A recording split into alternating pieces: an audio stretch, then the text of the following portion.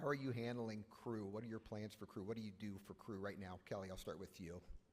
We use a mixture of full-time staff, students, and local freelancers. Being in Pittsburgh, we're surrounded by professional teams, which means that the crew in the area that we can bring in for freelance is really top-notch, so we're lucky there.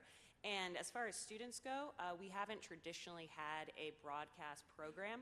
We've had a communications major, a film major, and we've pulled some students out of those groups, but we actually partnered with the academic side of the house between athletics and academics and funded a position this past year to launch the first broadcast class at Pitt.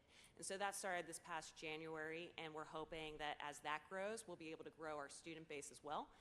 We recognize that we definitely need a larger student base if we're going to keep up with the number of productions. Slammer.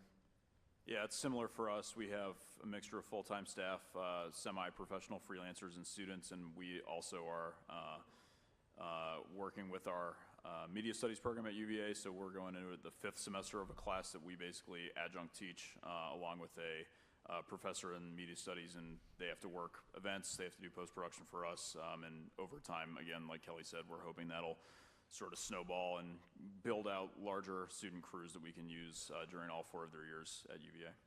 Jeremy? We have doctors, lawyers, and engineers. We don't have broadcast journalism.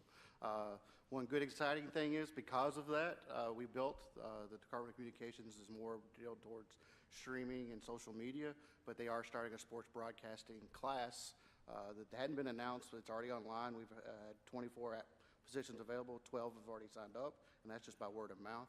But the biggest thing is we use freelancers, and it was hard for us as being in Louisville, we're centrally located to a lot of larger markets. So it was hard saying, hey, ESPN comes in or Fox comes in, and you want me to come work for you for half my day rate? But the problem is they realized they weren't there for 10 or 12 hours. They were there for 5 hours. You know, we are pre-building, not saying they're white gloving, but it was kind of funny. It was one of my lead freelancers was like, I'm not going to come work for you. I'm going to stay true to what old school TV used to be. And this past year, he made more annually than he has ever done. Yeah. So it's kind of funny. It's made up in quantity. Absolutely. How about Eric? What do you guys do at Virginia Tech? Blacksburg isn't exactly a metropolis, so we are all full-time staff and students. We don't reach out to freelancers unless we absolutely have to. So we've got 8 full-time students that we hire as freshmen, and we pay their tuition, and they're with us until they're seniors, so we get them for 3 to 4 years. We've got 4 graduate assistants that are an extension of our full-time staff.